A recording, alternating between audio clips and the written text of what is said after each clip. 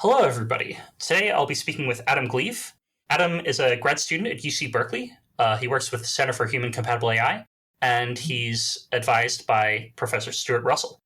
Today, Adam and I are going to be talking about the paper he wrote, Adversarial Policies, Attacking Deep Reinforcement Learning. This was presented at iClear 2020, and the co-authors are Michael Dennis, Cody Wild, Neil Kant, Sergey Levine, and Stuart Russell. So welcome, Adam. Yeah, thanks for having me on the show, Daniel. Okay, so I guess my first question is, I guess could you summarize the paper? Like, what did you do? What did you find? Sure. So the basic premise of a paper is that we're really concerned about adversarial attacks in machine learning systems, and most adversarial attacks people have talked about have assumed this kind of LP norm threat model where you take some existing input and you add a small amount of perturbation to that input, and then something like an image classifier drastically changes its classification accuracy. And this I think probably people have seen examples of this where you add some white noise to a panda and this completely changes the classification. It's a very striking example. But often what we care about isn't really the performance of image classifiers because they're just outputting a label that doesn't directly have an effect on the world. We're concerned about the behavior of entire systems. And reinforcement learning is a technique to train policies that actually take actions in the world. So the stability, robustness of reinforcement learning is potentially of much more importance than with image classifiers. And people have done research in the past looking at porting adversarial examples from image classifiers over into DeepRL. So there's some prior work by Santi Huang and others, and Yoni and Kos on this, and showed that basically the same attack succeeds. But what we wanted to do in this work was come up with a threat model that was more appropriate to reinforcement learning, because you don't normally have the ability to just add arbitrary noise to some robot sensor. If you already have that level of control, there's much easier ways of breaking the robot. So we're modeling the adversary as being another agent in this shared environment, and this adversarial agent can take any same set of actions as the victim agent that's being attacked, and the actions can indirectly change the observations. And we found that even under this much more restricted threat model, that was sufficient to cause the victim to fail in quite surprising ways. Okay, and could you say a little bit about what environments and what tasks you explored for this work? Sure, yeah. So the tasks we were using were all simulated robotics environments. They were two-player zero-sum games. So the policies that we were attacking were trained via self-play to to win at these zero-sum games. You'd expect them to already be quite robust to adversarial behavior because they were playing against an opponent that was trying to beat them during training. But we found that despite this, self-play isn't robust to these adversarial policies, and we think it's probably because self-play is only exploring a small amount of a possible space of policies. So you can easily find some part of a policy space that it's not robust to.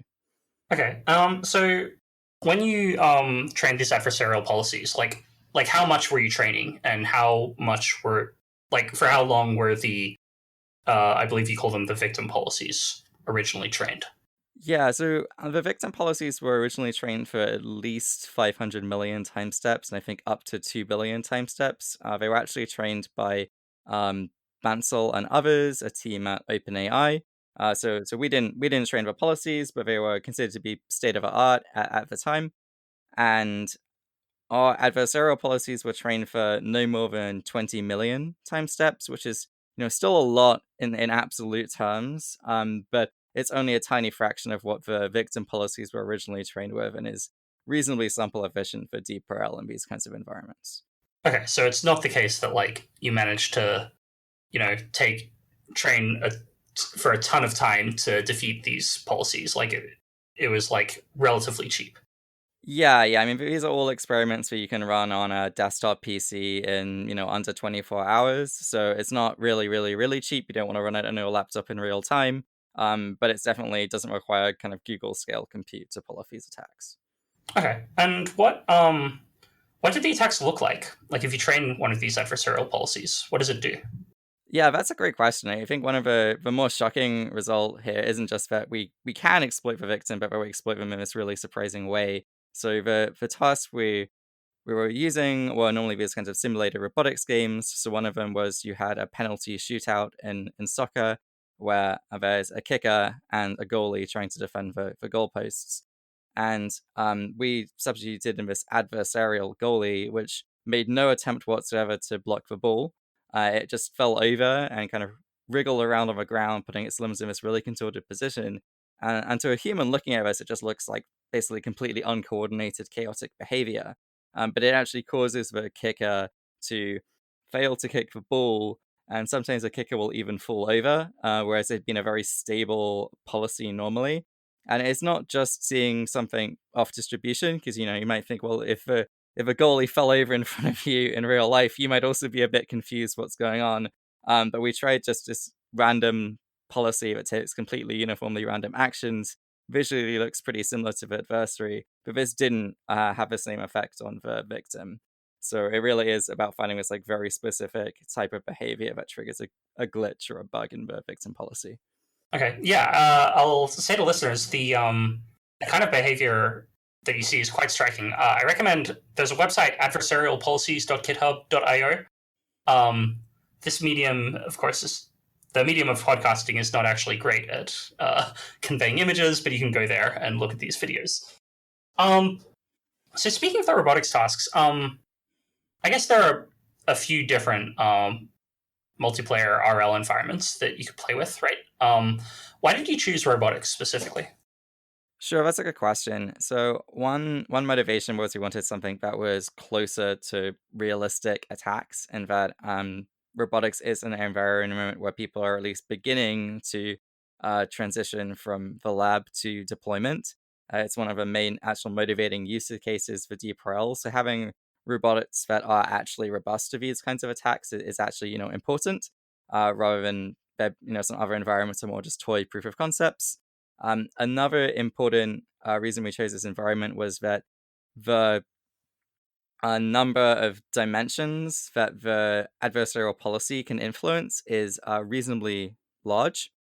So a detail of this environment is that both agents see the other agent's position, and this position is like their center of mass, the positions of their joints, and this is normally between like 10 to 20 dimensions. So it's not huge. It's not like an image-based observation, but it's enough degrees of freedom that an adversarial policy can actually confuse the victim just by its body positioning.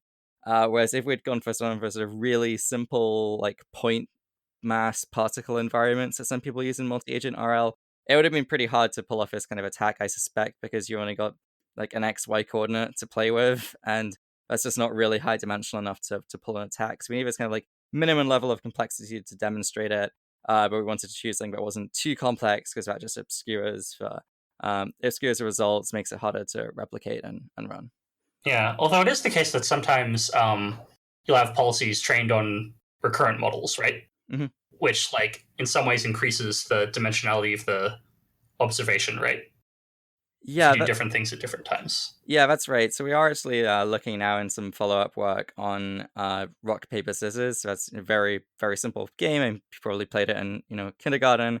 And if you're playing against an R and N that sees all the sequence of your actions, then this is actually quite a high-dimensional space. And because it's a non-transitive game, meaning that there's no single dominant deterministic policy, because rock beats paper, paper beats scissors, and so on.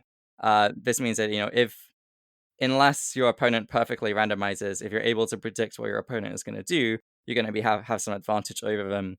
So we are actually trying to come up with some adversarial policies in that setting, and it's still early work, but it looks like it is possible, at least with some kinds of training setups. Huh, that's interesting. So, like, from that, I'm gathering you kind of think that these results are representative of whenever, like, you're in an environment where there's another agent that has, like, control over many degrees of freedom that, like, the victim is observing or depending on?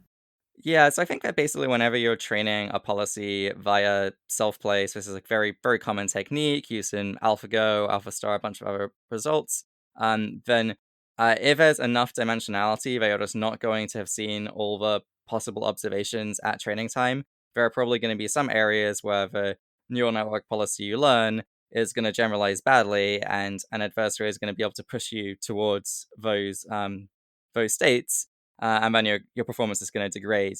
Now, I think that one limitation of our work so far is we've not attacked any kind of like truly state of the art policies. Like it'd be nice to try and attack something like AlphaGo, which has actually beat high level humans. The simulated robots we're attacking were pretty good kickers, but they're not about to win the World Cup. So can we beat something that's truly state of the art? That's still an open question. My suspicion is that if you are just attacking a neural network policy, the answer is still going to be yes. But when you start adding things like Monte Carlo tree search, which is used in AlphaGo, we're actually looking ahead a few steps, then it's going to become much harder because you have to not only fool the network immediately, you have to like fool it even once it can see the consequence of taking this stupid action. So it becomes a lot more challenging.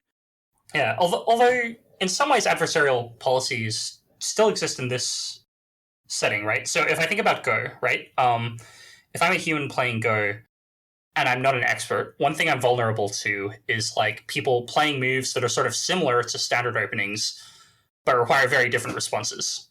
And often I'll just like make a mistake because like I can't quite anticipate what their right follow-up moves are. And like this will kind of doom me to be down a couple points or something. Like I'm wondering if you think that's like if that kind of thing that maybe listeners have experienced themselves is like analogous to what's going on here. Yeah, I mean, I think it's always hard to say exactly how kind of human experience translates onto deep learning, but I think that's a pretty good intuition to have that when you've at training time, they'll only have seen a small set of possibilities, and so they're kind of just pattern matching and saying, well, this is similar to something I've seen in the past. So now I've got this rule of thumb that I've learned has always worked me well in the past at training, and I'm just going to keep on applying this rule of thumb. And if you put it in a sufficiently extreme state, then maybe it applies that rule of thumb too far and it takes the wrong action. And because we're able to sort of search systematically to find these kinds of examples, you're able to exploit it. And I do sort of have a bit of sympathy for the victim policy because what we're doing during training is we're freezing the victim and then we're just keeping on training an adversary. And I don't know if someone was able to give me retrograde amnesia and just like keep on playing chess against me again and again, they'd probably eventually be able to find some move where I do something. They don't just win, but I do something incredibly stupid reliably. I'm probably not actually that robust. And so like a natural question to ask is, well, can we make policies that are at least going to be able to adapt really quickly to these kinds of mistakes? So maybe you can fool them once, but once they've been exploited, realize, oh, that was a really stupid thing to do, and learn. And so that's one thing we're working on right now, but it is quite challenging because generally RL training is quite sample inefficient. So these victim policies were trained for up to 2 billion time steps. So you can lose many games of soccer before you even get to a million time steps. So we need to be able to really adapt very fast to be able to be robust to these kinds of attacks at deployment time. Okay.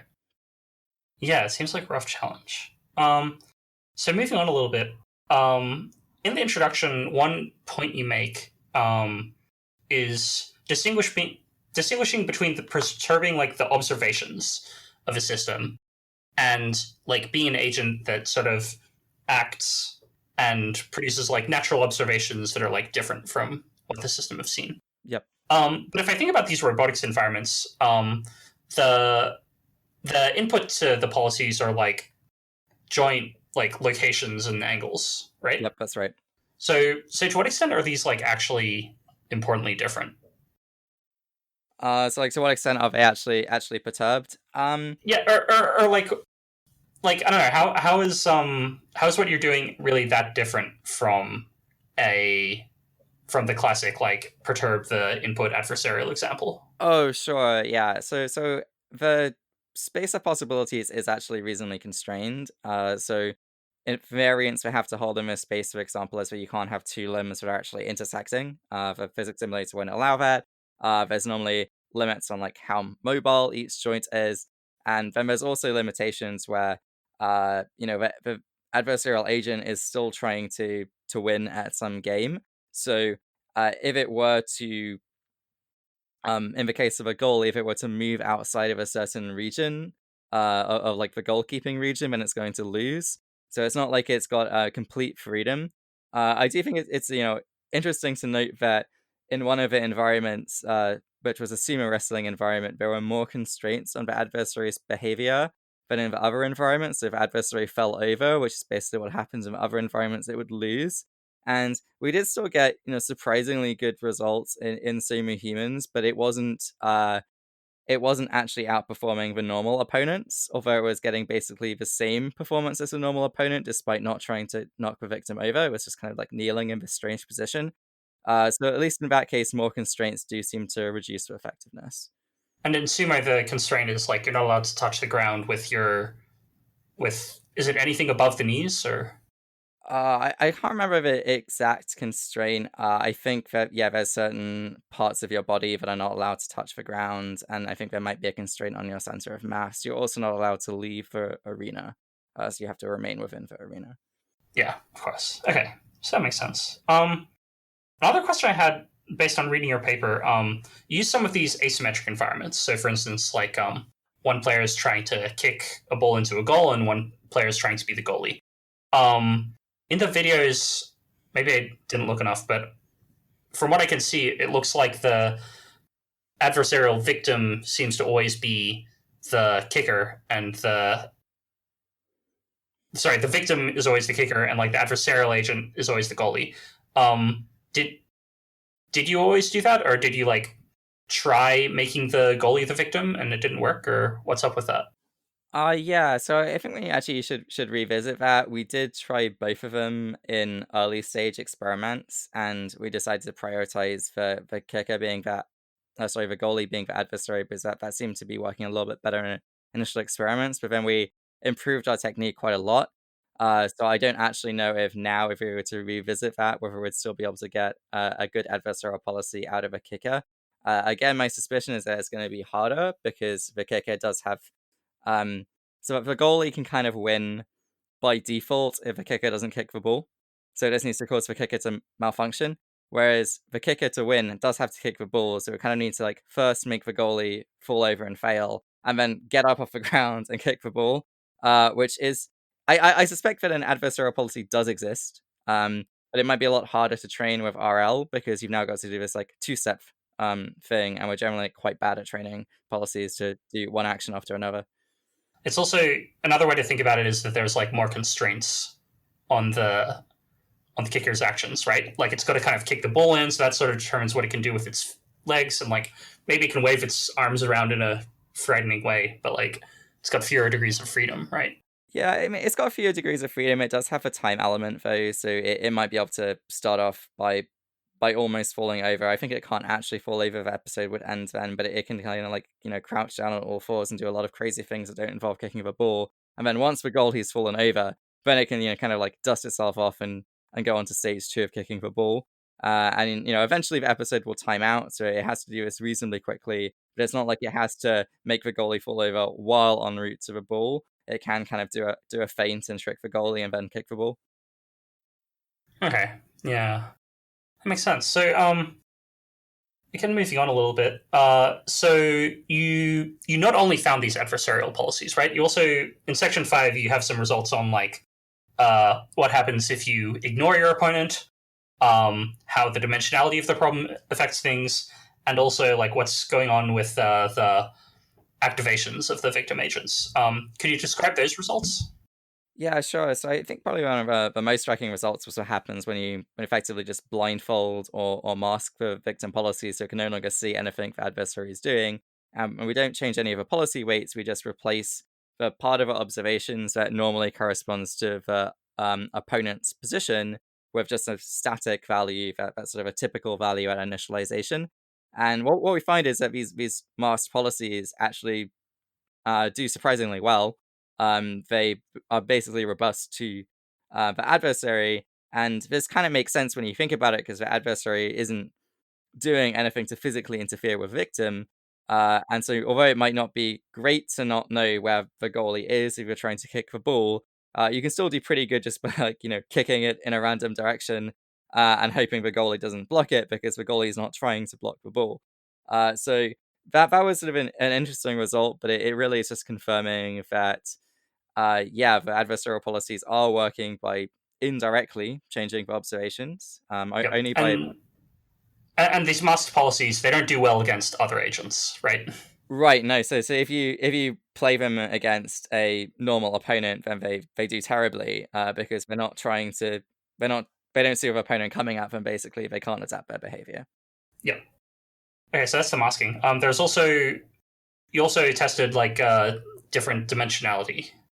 Yeah. So we also tested varying the robotic body. So we had both humanoids and ant, and you'd sort of expect if our hypothesis that dimensionality of that the adversary can manipulate is important, then the lower dimensional the body is, the kind of harder it is to perform an attack.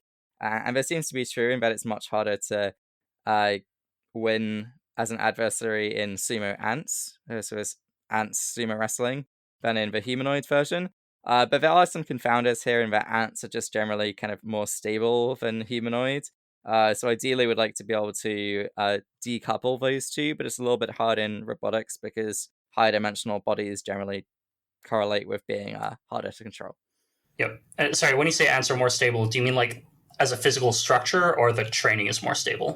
Physically, ants are more stable because they have, well, they have 4 legs, which I know isn't biologically accurate, but that's how things work in Mojoki. And they have a lower center of mass, so you don't fall over as an ant if you just exert basically constant control, torque to your joints, whereas with a humanoid, it's this constant balancing act. Yeah. Could you? It seems like one way to control for this would just be to have an ant play a human in sumo, and the ants the like adversarial agent, and the humans the. Yeah, that would be that'd be interesting. We could try that. We were always attacking these pre-trained policies by OpenAI because we thought that would be fairer because then no one can say, well, we did something wrong in our training. And they didn't do that setup. But we could train our own policies and try and do that, and I think that'd be quite interesting future experiment. Okay. And finally, you looked at. I guess in order to try and understand what these adversaries were doing, you looked at what the activations of the victim neural networks were. Can you say a bit about that?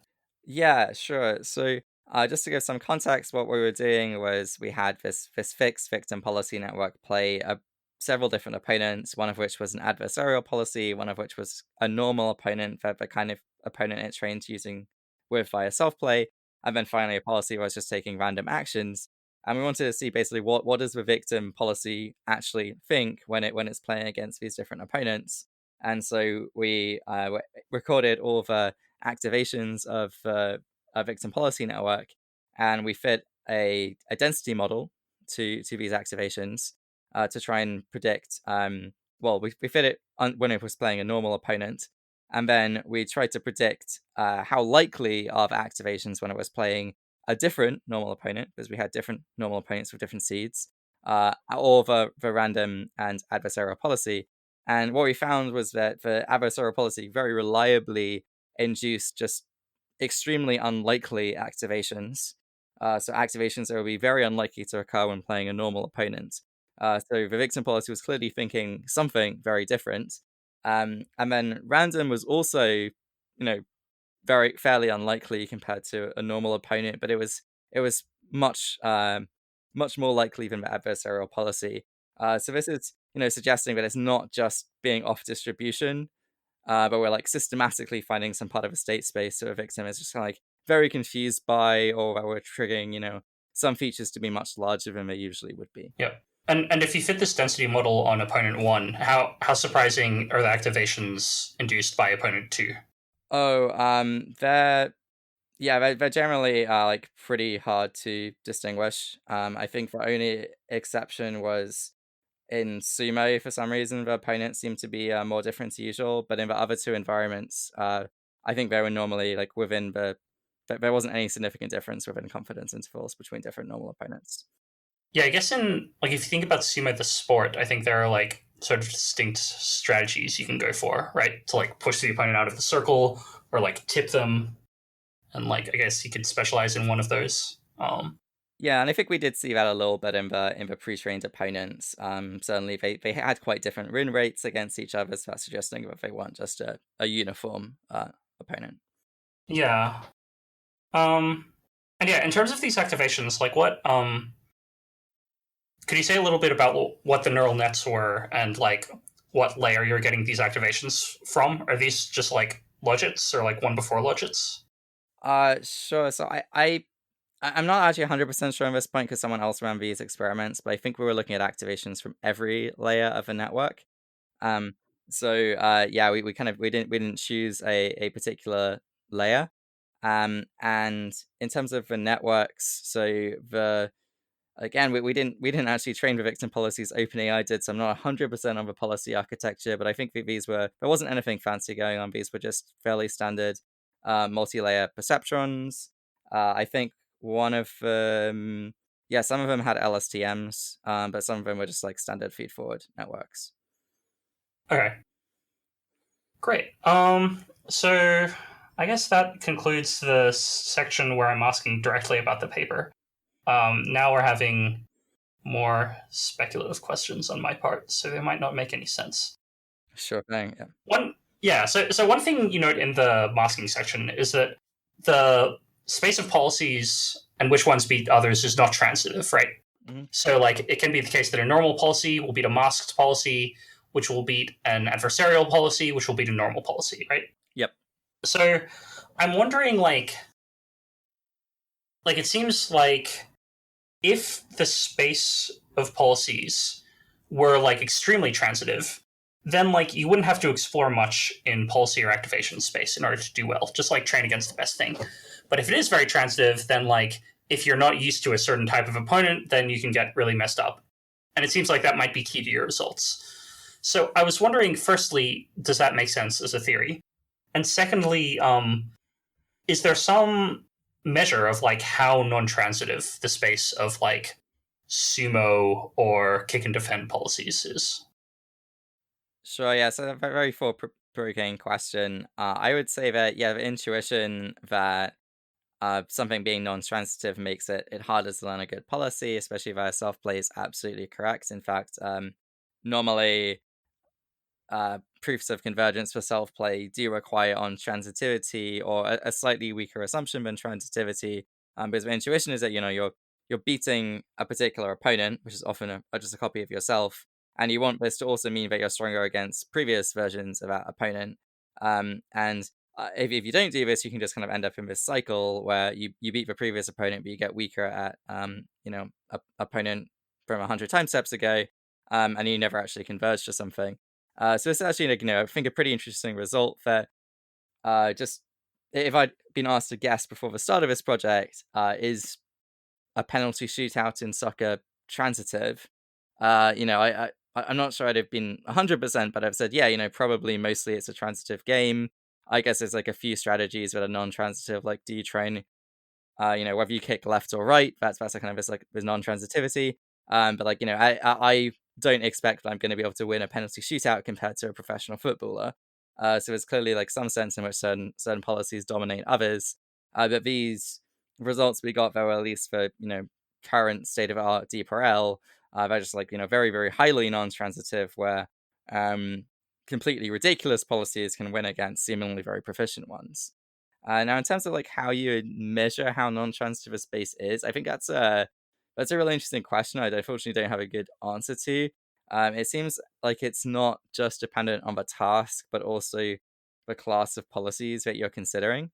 Um, yeah, because you can kind of consider this extreme case where you have a policy which is just the optimal policy, and then you add some classifier to this optimal policy that tries to figure out, is it playing against a particular opponent? And if it does, it just resigns or it just does something stupid. And now you've effectively introduced a non-transitivity artificially, or this like very weak a policy that would normally lose against the optimal policy is now able to beat this, very nearly optimal policy. And so you can always kind of play with tricks like that. And obviously that's not what we're doing when we're training via self-play, but I think there's maybe a bit of a similar effect where, well, there's just like this very small region of policy space which you might fail to be robust to unless you're systematically exploring the policy space at training. Hmm. Yeah, it's an interesting question. Because it seems like if you think that this is the crucial thing, then you might say, oh, well, before I deploy my deep RL trained model, an environment, maybe I want to, like, if there's some way to figure out um, how vulnerable it were to these adversarial attacks without actually like training adversarial policy, that might be desirable. But I guess it's difficult, especially if you don't know like what model class your opponents might be using, right? Yeah, that seems right. I guess you can get some way of that by if you're doing something like population-based training or just self-play with a bunch of different seeds, you can at least check to see is there non-transitivity between the policies that you've trained so far. And if there is, then that should make you concerned.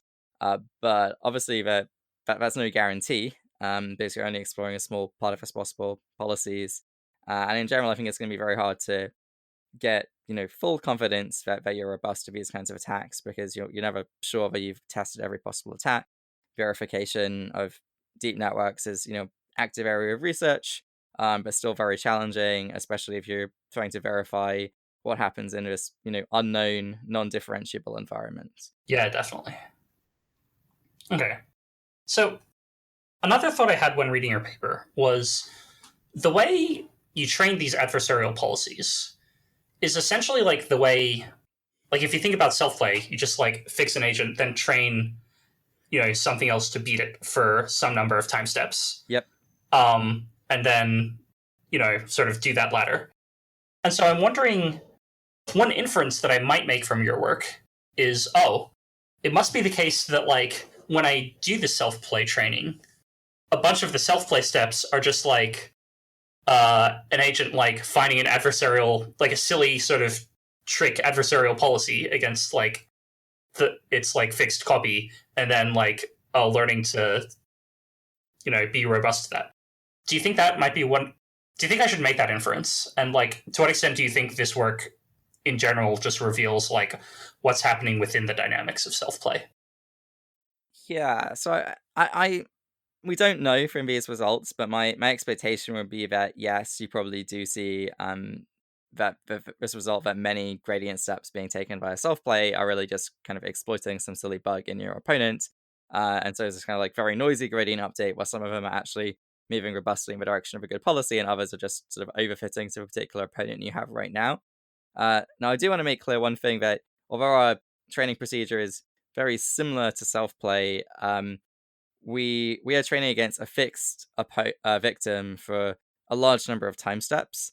And so you can view this as, in some ways, getting closer to the original motivation of self play, which was fictitious play, where you're supposed to be doing iterative best response. Because if you train for 10 million or 20 million time steps, you're getting something that is reasonably close to best response. Obviously, RL is not a perfect optimizer, but you're doing as well as you can with the techniques you have.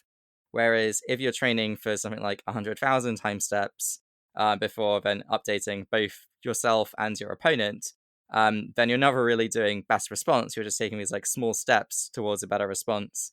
And so I think part of the reason why these attacks are possible is because this kind of traditional self-play, it can converge to these local equilibria. And what we actually found was if we just keep on fine-tuning a normal opponent, so if we take one of our opponents the victim was trained with via self-play, and apply our attack method, but starting from this normal opponent, you might expect this is going to do better because you're already starting from an opponent that wins against the victim a lot of the time. But in fact, it doesn't improve any further. So it has kind of converged to some equilibria, but it's a local equilibria, so it's not stable. Yeah, I guess another crucial difference is in self play, you play you sort of like fork your opponent. You start off identical to your opponent, and then you start taking gradient steps. Whereas in your work, you have a randomized, randomly initialized agents, and then take training steps. And I suppose that probably makes it easier to like, shed your preconceptions. Like if you're doing self play and you have some blind spot, then like when you're cloned, you still have the blind spot, and it might be harder to discover it. Yeah, I think that's right. Some of the environments we're attacking were asymmetric, so they weren't actually training against themselves, but they were only training against one other agent. So you can certainly imagine that both agents might have this kind of shared blind spot, and neither of them is incentivized to fix it because it's not being exploited by the other agent. Whereas some gets more of a population-based training approach where you play against randomly selected agent at each episode, that's much more likely to explore this kind of policy space, and so would probably be a bit more robust. Yeah, I do think, like, starting from random initialization, it certainly you don't have any preconceptions other than a bit of inductive bias from the training procedure. But I was surprised that our attack method worked. I wasn't even intending to do this. It was actually a collaborator, Michael Dennis, who was like stubborn enough to keep on trying to do deep RL from a sparse reward. And I was like, no, there's no way this is going to work because you don't have any kind of curriculum. You're just trying to beat this already very good victim. But it turns out that, yeah, just if you run it for a reasonable number of time steps, deep RL is a good enough optimizer that it can discover this. But my suspicion is that there are going to be other kinds of adversarial policies that we're not discovering with this training procedure, because most steps you take from a random initialization are not going to be able to beat a reasonably capable victim. Yeah. So, speaking of the nature of these adversarial policies, so one thing that you've noted is that in kick and defend, the way the adversarial policies do not work is by blocking the ball from getting into the goal. Yep. Do you have any understanding of like how they are actually working? Like why these fool the network other than like, oh, it's just doing something unlikely? Yeah, so I mean, it's certainly more than just doing something unlikely because that random policy doesn't have this effect, and in fact, the victims were quite robust to some other perturbations. So the OpenAI team that originally trained this applied a random force vector to one of their victims. So it's just like the hand of God is suddenly trying to push you over, and the victims were quite robust to that. So they are robust to a lot of things you might throw at them. My best guess is that when they were training via self-play, they would learn any feature which is useful for beating their opponent, but some of these features aren't going to be very robust. So if the position of the kicker's limb predicts which direction it's going to kick the ball in, then maybe it says, okay, well, at this sorry, I guess that's the wrong way around because it's an adversarial goalie. But if a direction the goalie is facing predicts which way it's going to fall to try and catch the ball, then the kicker might learn, oh well, I should take a step in this direction to kick the ball away from where it's going to block it.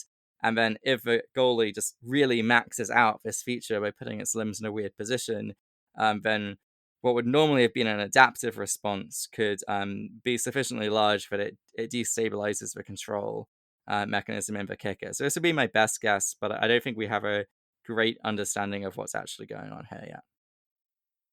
Yeah, I guess this is yet another situation in which I wish we had much better machine learning interpretability, Yeah, I mean, that would be really nice, especially if you could apply the interpretability technique and figure out these kinds of problems before deployment. Because, searching for adversarial policies is a good way of testing. But as I said, you can never be sure you've found every possible adversarial policy. So it's very nice to have an interpretability technique as well that would give you some confidence. Yeah. So, I guess I'd like to move on a bit to the reception and then the origin of the work. Mm-hmm. So, in terms of the reception, my understanding is this was published at iClear 2020, but it was also, am I right that it also appeared in a workshop in NeurIPS 2019? That's right. It was at the DeepRel workshop. Okay, so I was wondering what you think of how people have reacted to this, and in general, what do you think about the reception? Yeah, so I think the work's had a very positive reception to date. I mean, people definitely love the videos, which unfortunately, we can't include in the podcast. I think that the ML community is pretty receptive to pointing out these kinds of flaws in existing techniques, and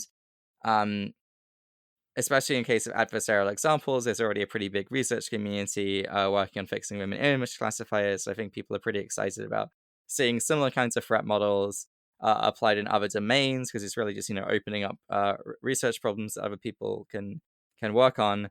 What I would say is that there's maybe a bit too much of a taste in the research community for flashy results. So I in this paper, it worked out in my favor, but I've had other papers which I think were, from a technical perspective, making an equally important contribution, which have had nowhere near as much attention because it's just harder to make this kind of really compelling demo video and tweet. So in that sense, I'd kind of hope that the ML community would, I guess, have slightly better norms regarding what to promote. But obviously, it's very hard because it's grown so quickly. So maybe just 5 years ago, we could have basically fitted most people who are interested in deep learning in one room, and then you could just read every paper on deep learning.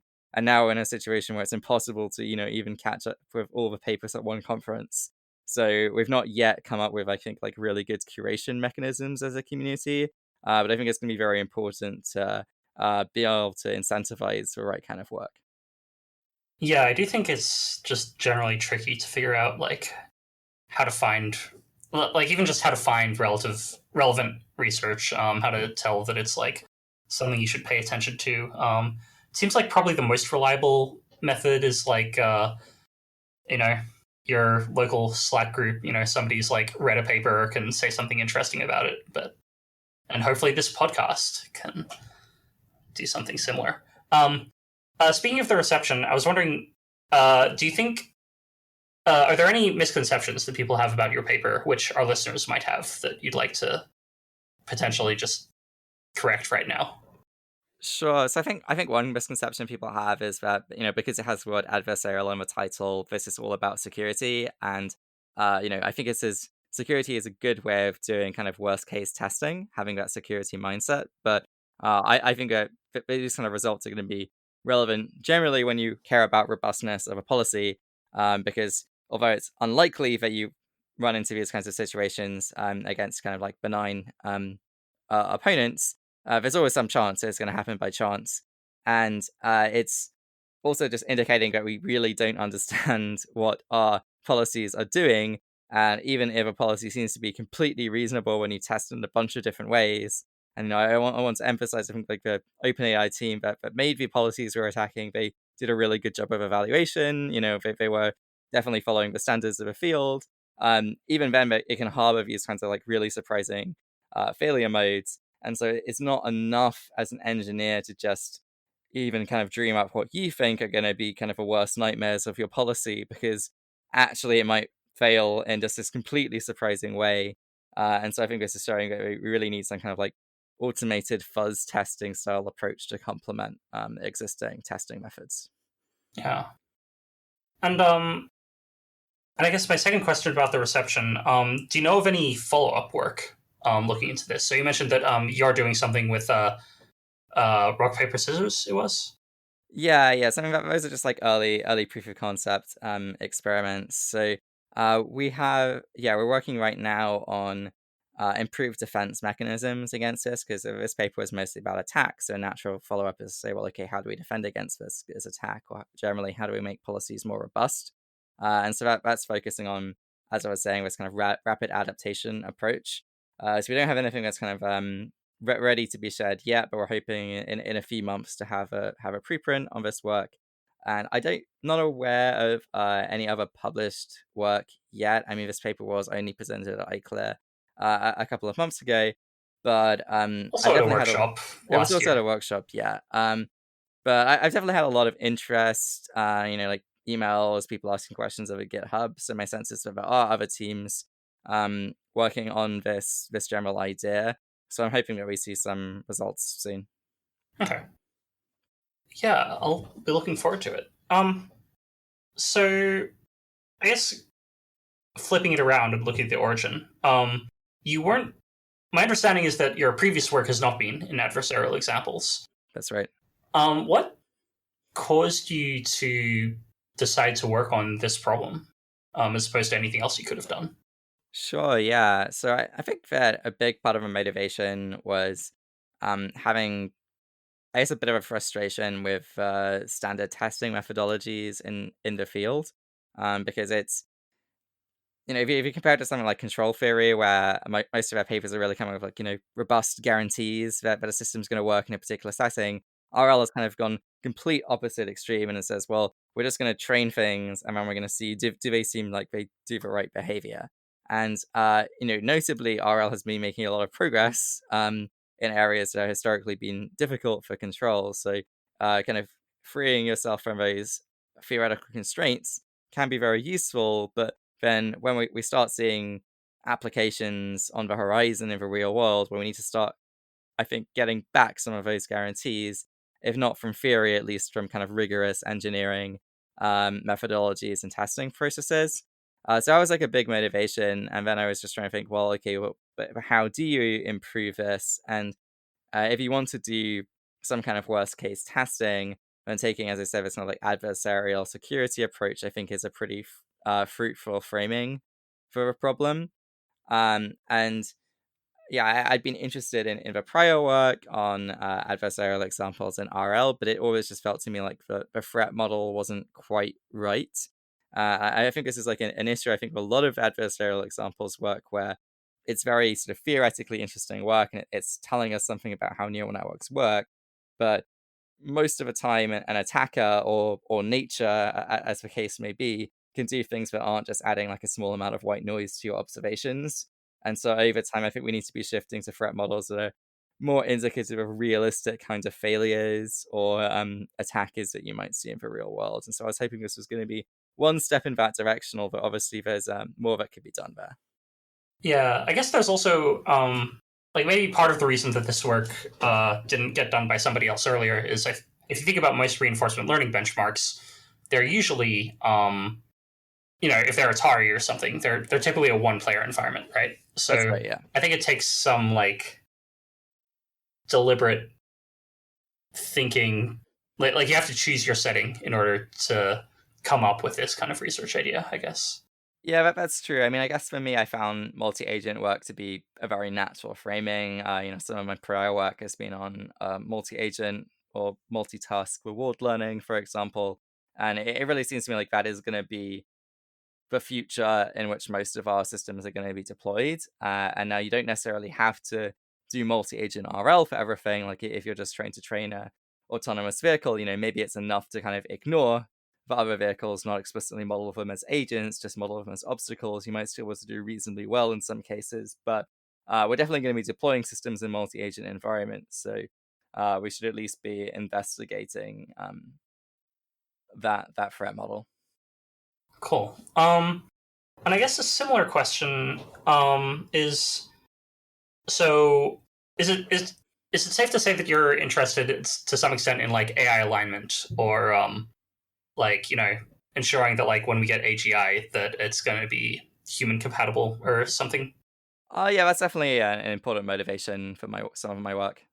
Yeah. So do I understand correctly that like your your understanding of how that fits into that whole project is like, look, we're going to be training these like RL AGIs, and we need some way of just like testing them and seeing how well they actually work before they get deployed. Otherwise, clearly something bad is going to happen with them. Is that a fair summary?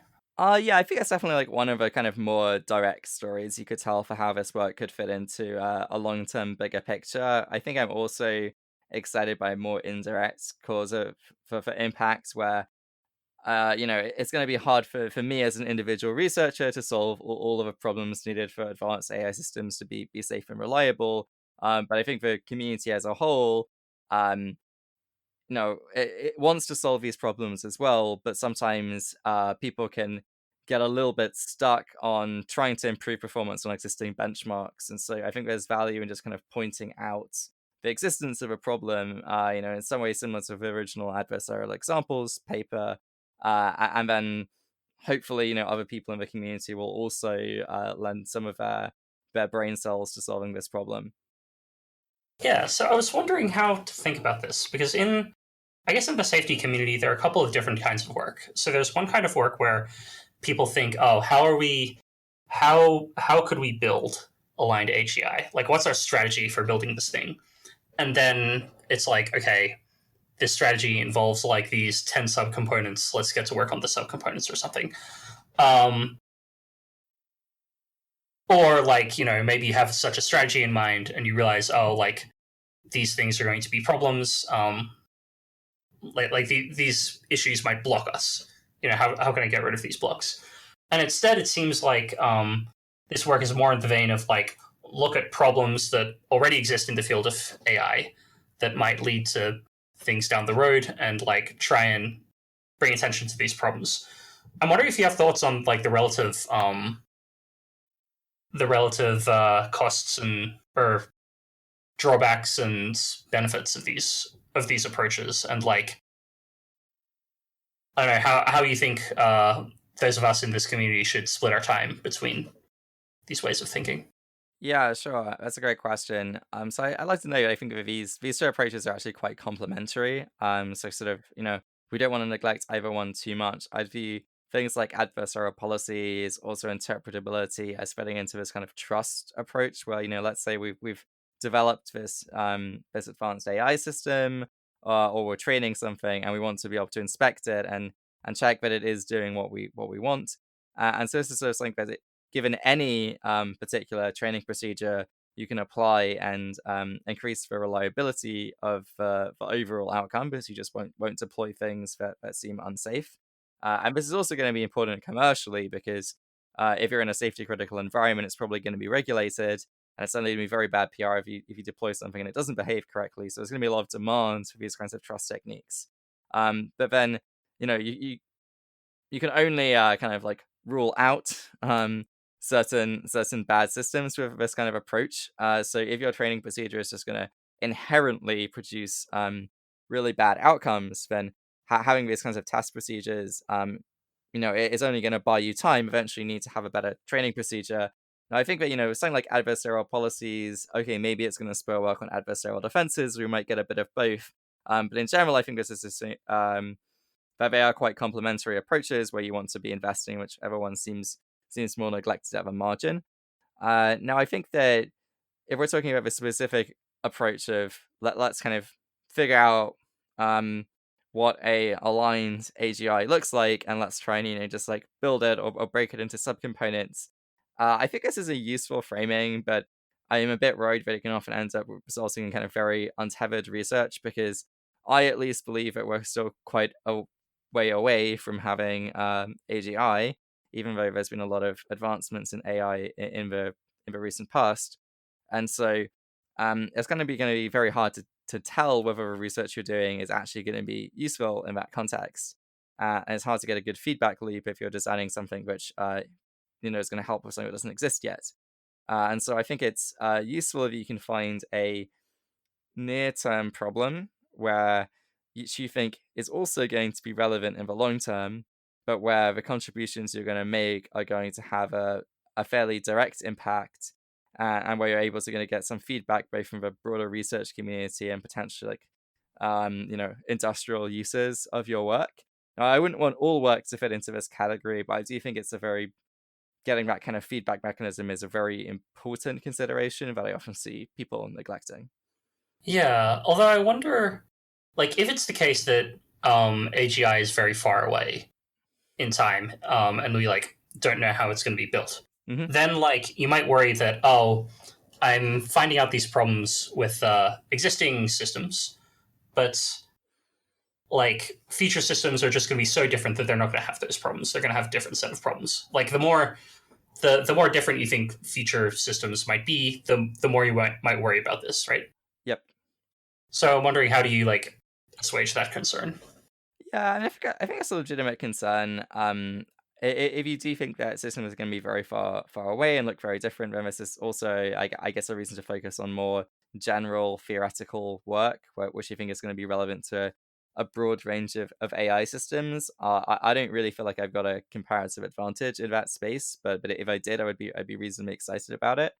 I think that I would view development of fields as often being quite path dependent. So even if in 10 years' time, when no longer using proximal policy optimization as our favorite DPRL algorithm, I think the kind of people that are graduating, from PhD programs now are going to have been influenced by the kind of research happening today. So I'd hope that even if adversarial policies isn't applicable directly in the long term, that this kind of awareness of surprising failure modes is something that's going to stick with researchers and influence research happening in the future. So that's one area in which I can see impact even if things change a lot. I also think we can get some kind of qualitative insights from it. Not just from like the general AI community, but people who are like sort of explicitly focusing their career on robustness and safety. Because I'd say a lot of the problem isn't specific to deep networks. It's more of a question of what happens when you have generally a powerful function approximator. You're using self-play. You don't have adequate coverage, and I don't really see these fundamental problems as disappearing. Unfortunately, I'd love it if someone did come up with a training procedure that just eliminated this, but unless you're willing to spend a lot of compute on it, I don't think you're going to fully eliminate this. The best you might hope is having a policy that says, well, this is really weird, I don't know what to do in this situation. But even that seems quite hard. Yeah, I guess you could even generalize further and say, as long as like the way we train AI systems is like have a like system that somehow trains and gets used to like some environment, as long as like the type of environment is like high enough dimensional, then like I guess the story is, well, there's always going to be like some corner of the high dimensional space that you're not good at. And like that seems like a fairly general argument. Yeah. So people have written papers on about connections between high dimensional geometry and adversarial examples, and I think there's a little bit of controversy about how much this applies, because it depends a lot on the shape of the manifold of natural images or whatever space you're working on, and obviously we can't easily characterize this. But it definitely does seem likely that if you're in a sufficiently high dimensional space, it's just going to be impossible to cover every area, and this seems like a fairly fundamental problem. Now, that said, there are a lot of people whose opinions I respect who think that adversarial examples will just disappear once we have, I don't know, human level classification accuracy on natural images, and you can point to humans seeming not to suffer from adversarial examples very much. Hey, doesn't AI already have human level classification accuracy on natural images? It does on like ImageNet, but not if you just took a photo with your phone. Okay. Now maybe that's just a data set issue. But it does seem like there are a lot of artifacts in existing databases, and maybe part of a reason why we have adversarial examples is that the classifiers are able to get really good accuracy by picking up on these artifacts, and you can mess with them fairly easily. Yeah, no, it's hard to say because obviously you can't differentiate for a human mind, at least yet. And yeah, humans have also been trained in this adversarial setting by evolution, right? Prey tries to camouflage itself. So in that sense, maybe we have been adversarially trained, and so it's not surprising that we're robust. But there's at least some reason to be optimistic there. Okay. Well, that's about it in terms of questions that I have. Thanks for being on the podcast. If people are interested in your work and want to follow you or learn more, what would you suggest they do? Sure. So you can follow me on Twitter. My handle is argleave. I also have a website at gleave.me. So that's just my surname.me, where I post all of my papers. And yeah. And yeah, if any of the listeners have questions about my work, I'm also happy for people to email me. I can't always promise a detailed response, but I always love to hear from people interested in this work. All right, and your email address can be found on your website? That's right. Well, thanks for coming on, and to the listeners, thanks for listening, and I hope you listen again to future episodes.